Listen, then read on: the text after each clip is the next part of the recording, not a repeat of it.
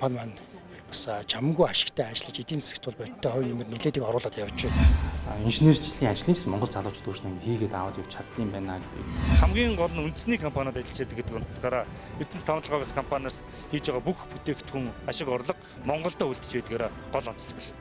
Төрийн өмчт компани, хувийн хвшил хоёр аль аль нь Монгол компаниуд Нэг цонхны бодлого явуулнаа гэсэн одоо засгийн газрын ийм бодлого бий. Бид түрүүл 3 сарын өмнө дарснараа зөвхөн энэ хугацаанд тэгэхэд 12 сая долларыг хамгийн багаар утгал хэмжсэн байгаа харагдаж байна. Эрдэнэс таван толгой одоо 2014 оноос хойш хамгийн том нүүрс нийлэл бүртгэгч компани болсон. Өнөөдөр үнэхээр энэ Эрдэнэс таван толгой гэдэг компани маш том баялаг. Энэ Монголын ард түмэнд оногдсон асар том шиг.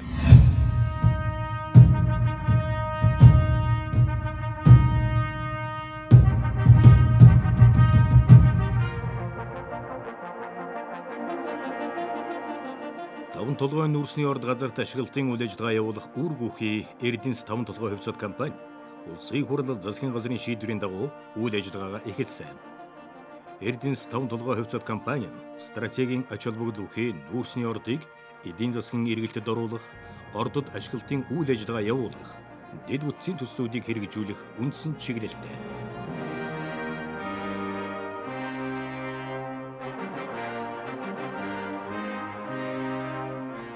Бид ёстой нэг хар алтал гэж ярьдаг. Яг хар алтны одоо ёстой бүтээн байгуулалтын газар дээрээс нь үзэгчтэй хүргэж яана л да. Тэгэхээр энэ их бүтээн байгуулалтыг хийхэд бол мэдээж одоо заримдаа бол ёстой нэг омогших гэдэг юм уу өөрийнхөө хийж байгаа ажлаар ирдэх үе бас байна биз. Тий. Тэгээ одоо яг биднес энэ газар дээр нь биднес энэ газрын гүнд хамгийн доод нь бол нүүрс маань бол 300 м хүртэл байгаа. Тэрнээс доош ч бий. Гэтэл одоогийн байдлаар биднес ашиглаж яваад 7 жил болж байгаа. Одоо өнөөдрийн байдлаар биднес нэг 60-аас 80 м хөрс хуулаад 15-аас 20 м зузаантай нүүрсийг олборлж байгаа. Тэгэхээр одоо биднес энэ зогсож байгаа талбай бол яг хөрс хуултын үйл ажиллагаа явагдаж байгаа. Энэ дээр бол тоног төхөөрөмжийн маань бүх одоо хүчин чадлын 60-аас 70% нь хөрсөндөө явдаг. За 30% нь бол хэд гаргасан нүүрсээ олборлоод одоо зах зээлийнх нь үн ханшаар нэг стеклатын дээрээ байрлуулад дараагийнхаа борлуулалтын үйл ажиллагааг явуулдаг. За ерөнхийдөө Эрдэнэс таван толгойн төсөл дээр 500 гаруй тоног төхөөрөмж ажиллаж байгаа. За үүнээс 440 орчим нь яг бүтээлийн тоног төхөөрөмжүүд яг одоо хөрс хуултанд ажиллаж байгаа том техникүүд байгаа. За бидний энэ харж байгаа 240 тонны дамп бол нэг авиж асгалтаараа 240 тонн шороо шууд асгана. 34 куб метрийн шанахтай экскаваторууд ажиллаж байгаа.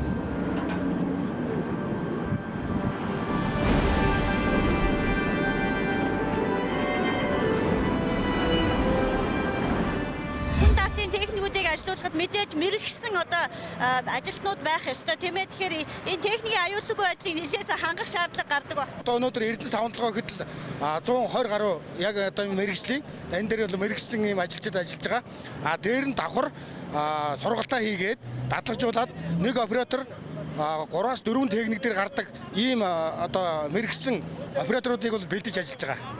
Техникийн бэлэн байдал бол 85-аас 90% техникийн бэлэн байдал бас яагаад гэвэл бас шинэ байгаа.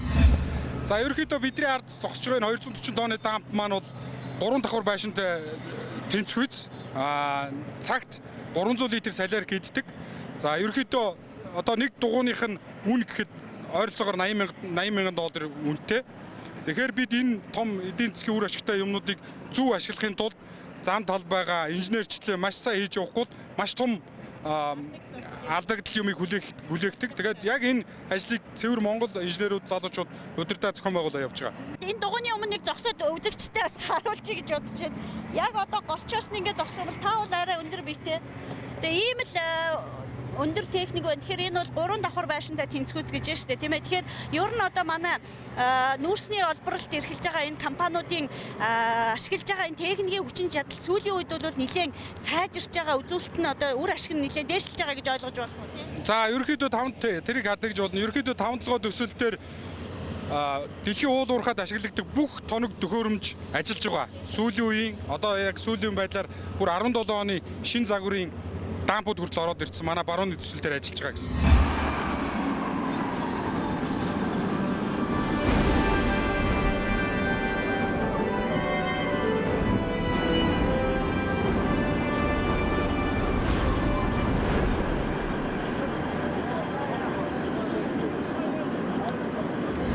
Одоо Эрдэнэс таван толгойн уурхай дээр манайх жишээлбэл манай компани бол яг үндэсний дотоодын 100% хөрөнгө оруулалтын компани байгаа. Ер нь бол яг ил уурхайн түвшинд бол монголчууд бол бас одоо уул уурхайг асуудалгүй ингээ аваад явчих бүрэн чадамжтай гэдгийг бол Эрдэнэс таван толгойн уурхай дээр харуулж байгаа. Энэ он гараад бол нэг 600 гаруй ажилтнтай байсан бол одоо өнөөдөр 9 сар одоо 10 сар гэхэд 1100 ажилтнтай болсон байна. Тэгээ энэ болгоны ард тэр олон ажилчдын бас одоо ар гэр тийм ээ одоо ажил орлого амьдрал бас явж байгаа. Тэгээд энэ жил бол ер нь нүүрсний зах зээл одоо сэргэлттэй ажил ихтэй энэ маань бас одоо эргээд Монгол улсын эдийн засгт бол бас хувь нэмэр оруулж байгаад нь бол бид баяртай байгаа. Ажил бол их байгаа, буцалж байгаа. Өнөөдөр компани яг үндсэн ажилчид бол 640 ажилтан гэж явдаг. Гэхдээ Эрдэнэс таван толгой компани үйл ажиллагаа явагдсныхаа үр дүнд давхцсан тоогоор 7000 гаруй хүн Эрдэнэс таван толгой компанид үйл ажиллагаан дээр ажиллаж байдаг гэж үздэг. Яагаад гэхээр компани маань одоо менежментийн компани гэдэг. Бид бол борлуулалт, бүх ажлуудыг, дээвэрлэлийн бүх ажлуудыг зөвхөн түрээсээр буюу гүйцэтгэгч компаниудаар хийж яадаг. Зөвхөн одоо энэ баруун зүүн занх дээр ажиллаж байгаа техник гэхэд л одоо энэ TTG компани Монголын уурхайч нэглэлгээд асар том уурхай туршлагатай тоног төхөөрөмжтэй том компанид ажиллаж байдаг. Үндэсний компанид ажиллаж хамгийн гол нь үндэсний компаниуд ажиллаж байдаг гэдэг утгаараа Эрдэнэс таван толгойгоос компаниас хийж байгаа бүх бүтээгдэхүүн ашиг орлого Монголдо үлдэж байдгаараа гол онцлог л та.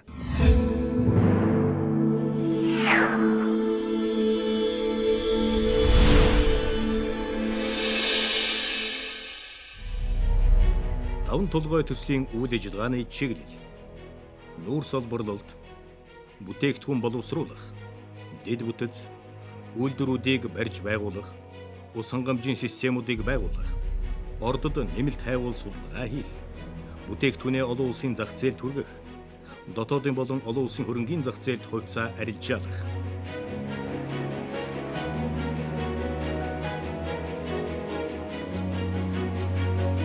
Эрдэнэс таван толгой гэж энэ төрийн өмч давмгаалсан компани таван толгойн орд газар дээр үйл ажиллагаа явуулаад нэлээд хэдэн жил боллоо. Тэр дундаа бол 2016 17 оны одоо эхний 8 сарын байдлаар бол компани маань бас чамгүй ашигтай ажиллаж эдийн засгт бол бодиттой хувь нэмэр нэлээдийг оруулаад явж байна. Тэгэхээр өнөөдөр Эрдэнэс таван толгой компани төлөөлөө удирдах зүйл энэ уурхайхаа байдлаа танилцаад явж байгаа. Тэгээд энэ дээрээ бид нар төлөөлөө удирдах зүйлийнхөө хурлыг хийгээд компанийнхаа стратеги төлөвлөгөөг баталнаа. Хэн хэд хүртэл явдаг энэ гайлын бүлдэл? Гайл бол шөнө 11:30 хүртэл явна. Тэгээд бодоход 300 байна гэж бодож байсан. Аксон 300 юм байна. Тэр сайн үеих шиг явж байсан бол бид энэгээр явахын эцэг үү? Явахын эцэг. Энэ ерөнхийдөө одоо яг олборлцсон байгаа нь үрсэн маань тийм ээ. За энэ олборлцсон байгаа бэлэн одоо цаашаа энэ гайлын хяналтын бүсээр ингээд цаашаа эцсийн хэрэглэгчдэд очих одоо бүтээгдэхүүн маань энэ байгаа таван толгой орд дээр нүүрсний 10 ашиглалтын тусгай зөвшөөрлийн талбайгаас 8-ыг нь эзэмшдэг байгаа. За тэрний нэг хэсэг цанхийн уурхай дээр олборлолт яваад нүүрсээ бид нар олборлоод бүтээгдэхүүн болгоод зарж байна. За ордын нөөцийн хувьд бол Жорк ангиллыг үндэслэл болгож хийсэн ангиллаар бол 7.2 тэрбумын нөөцтэй. За үүний 5.1 тэрбум тонн бол коксчих нүүрс гэж явдаг. За үргэлжлэн нэрчим хүчний нүүрс. За бид нар бол одоо Эрдэнэс таван толгой компани байгуулагдсанаас хойш нүүрсний 3 болон коксчих нүүрсний 3 болон 4 дугаар давхруудаар олборлолт хийгээ явж байгаа. За таван толгой ордын нөөцөөрөө чанараараа бол дэлхийд эхний аль талаараа одоо эхний 5 байранд орохоор багтахаар орд гэж одоо үнэлээд ингээд явж яадаг сайн чанарын кокс нүүрсний орд байгаамаа. Өндөр чанартай хамгийн эцсийн хэрэглэгчдэд хамгийн сайн бүтээгдэхүүн болж очих хэмжээ.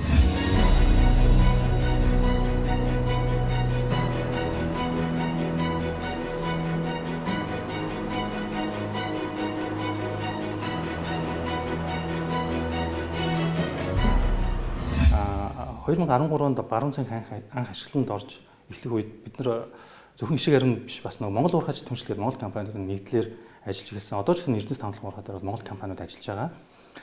Тэгээд монголчууд ингээд одоо бас хоорондоо сайхан хамтраад түнш болоод ажиллаж чаддсан байх гэдгийг бас харуулж байгаа. Монголчууд бас одоо энэ уурхайг яг барууны стандартын дагуу Caterpillar, Liebherr, Hitachi тийм ээ яг барууны техникээр тэгээд одоо яг тэр инженерчлэлийн ажлын гэсэн монгол залуучууд өөрснөө хийгээд аваад явж чаддсан байна гэдгийг ингэж харуулж ирсэн дэх баярлж байгаа. Дээрэс нь төрийн өмчт компани, хувийн хвшил хоёр аль аль нь монгол компаниуд бас ингээд жижиг сажиг бэрхшээл одоо янз бүрийн асуудал байсан гэсэн тэднийг даван туулаад үр дүн гаргаад энэ үр дүнд одоо жишээлбэл өнгөрсөн 2-3 жилд бол дэлхийн хэмжээнд түүх эдийн засаг зээл бол уналттай байсан, уул уурхай хямралтай байсан.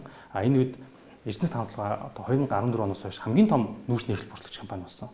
Одоо жил болгон одоо хамгийн том экспортыг хийж чадж байгаа тийм ээ. Энэ бол одоо бидний одоо хамтын ажиллагааны үр дүн, өөрөөр хэлбэл одоо маш амжилттай ажиллаж байна гэсэн одоо үүнийг илтгэх юм одоо үзүүлэлт юм л да.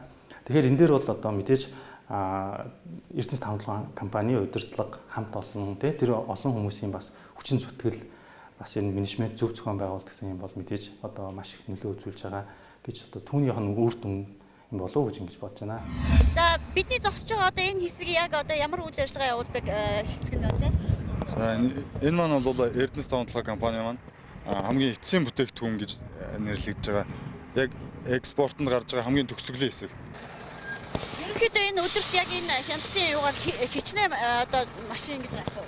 За ер нь өдөрт дунджаар бол хэвийн нөхцөлд 1000-аас 1100 машин гарах боломжтой боловч одоогийн байдлаар энэ тулгараад байгаа нөхцөл байдалтай шахагдаад өдөрт нэг 24 цагта 300 машин л гарч энэ дэврээр хэрэгсэл ачигдаад. Цаашаа бас нөгөө хүлээгдэл үүсгэж. Тийм. Гашуун сухад авцсан дээр 140-оос 150 хооронд байнгын тогтмол очор үүссэн байгаа дараа л энэ нь бол 2 сар дараалж дамжиж байгаа дараа л واخгүй.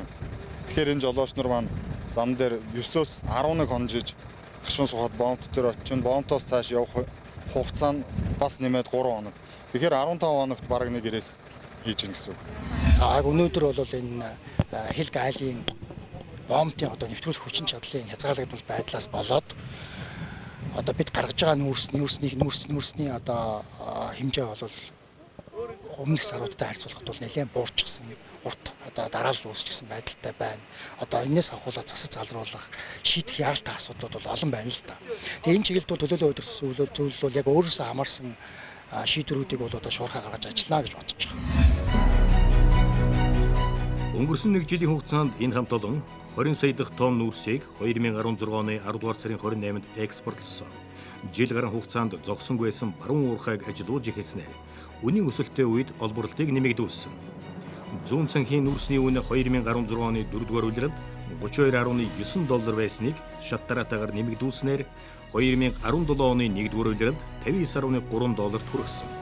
Баруун цанхийн нүүрсийг нээлттэй сонгон шалгаруулалт явуулж $71.5 хүргэсэн бол 2017 оны 5-р сард $73.4 хүрсэн нь урд өмнө байгаагүй үнийн өсөлт юм.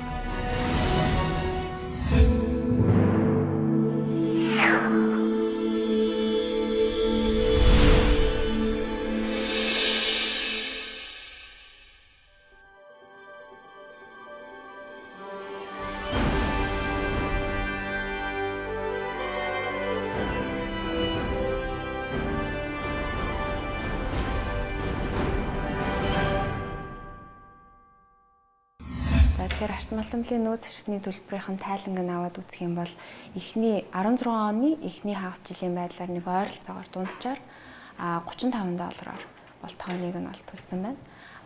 17 оныг бол $75 орчим харьцангуй өндөр төлсөн байгаа.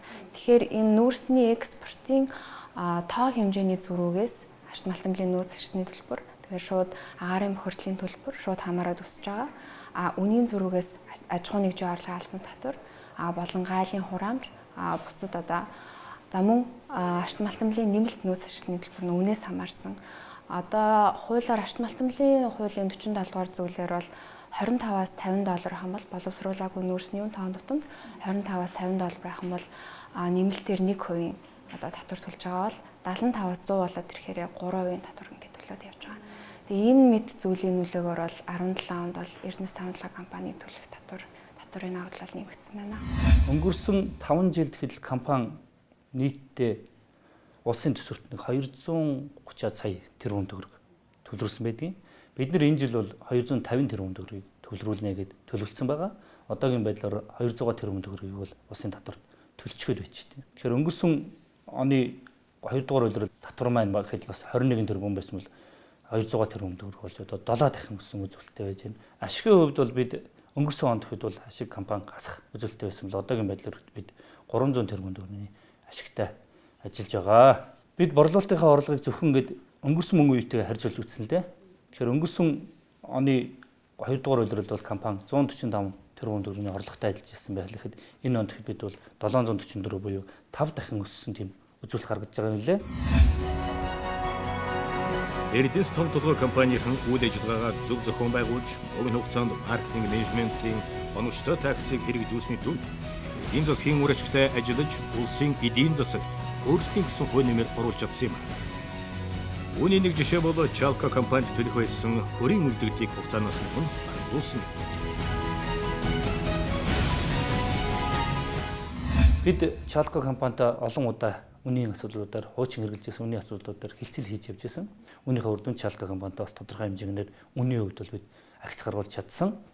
Зүүн цанхийнхаагаас олборсон нүүрсээс 60% нь ТТЖК компанид, 30% нь Чалка компанид өгж ирсэн. Өөрсдөө нүүрс борлуулах ямар ч боломжгүй байсан. Тухайн үед нь бид засгийн газраас өгсөн шийдвэр төлөөлөл өгөх зүйлийн дэмжлэгтэйгээр бид баруун цанхийнхаа үйл ажиллагааг эхлүүлж чадсан. Үүнээс гадна бид олборсон нүүрсээ зах зээлийн бодит үнээр зарсан учраас тодорхой хэмжээний мөнгөн хөрөнгөлөл үүсэх боломж үүссэн. Үүний үр дүнд бид 3 сарын 30 гэхэд Чалкагийн өрийг бүрэн дарж чадсан.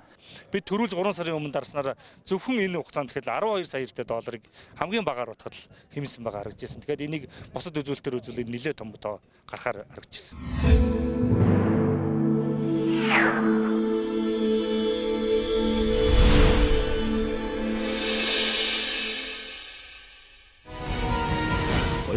оны 4-р сарын 28 компани хувьцаа эзэмшигчдийн хурлыг өрдөмнөхөөс өргөн бүрэлдэхүүнтэйгээр хуралдуу. 2017 оны 5-р сарын 30 Монгол Улсын засгийн газрын 154-р тогтоолоор 1072 ширхэг хувьцаа эзэмшигчдийн бүртгэлийг цэгцлэх ордын үнэлгээг шинжлэх шийдвэр гаргав.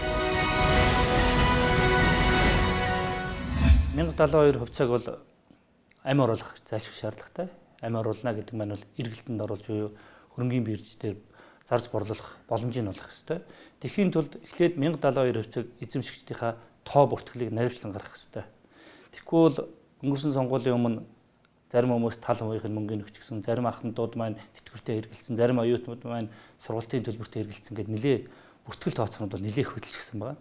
Тэгэхээр энэ ажлуудыг цэгцлээ гэдэг үүргийг засгийн газраас өнгөрсөн онд энэ онд шийдвэр гарчихсан байна. Тэгэхээр энэ оны 10 сарын дунд гэхэд энэ ажлын хэсэг бол тоо бүртгэлүүд дуусах ёстой. Тэгээ бүртгэлтэй болчихороо бид энэ хүмүүс бол манай компани яа харахгүй хувьцаа эзэмшигчдүү гэдэг баталгаа үүсээд бид балаасан дээр суулгачихна. Ирэх оны 1-р илрэл багтаагаад хувьцаа эзэмшигчдийн хурал болно. Тэгэхээр тэр хувьцаа эзэмшигчдийн хурлаас одоо яа харахгүй ноогдлашгүй хөөгд хувьцаа эзэмшигчдийн шийдвэр гарвал ноогдлашгүй боломж үүсэх юм аа. 2017 оны 7-р сарын 5 Таван толгой гашуун сухатын автозам чиглэлийн 8.2 км хатуу хужилттай замын ажлыг эхлүүлв. 2017 оны 8-р сарын 4 Бүртээг болон цанхын хэсэгт нийт 63,000 туус метр хайгуулын ажил гүйцэтгэхээр 4 жил зогсонгүй байсан ажлыг эхлүүлв. Тэгэхээр бид бол ойрын хугацаанд мэдээж 5 жил бид зайлшгүй их нэгдүгээр асуудал бол төмөр замын асуудал байгаа. Дэд үтсийн асуудлууд байгаа тийм ба. Бид бол дунд хугацааны хувьд бол өөрсдийнхөө нөөц бололцоог ашиглаад зөвхөн ажилтаа гэхэл бид нөр өөрсдөө хийчихье гэдэг тийм төлөвлөгөө гаргасан. Тэгээд ажилт их техник тооноодох хэмжээтэй сонгуул шалгалтууд явагдаад одоо дуусч байна.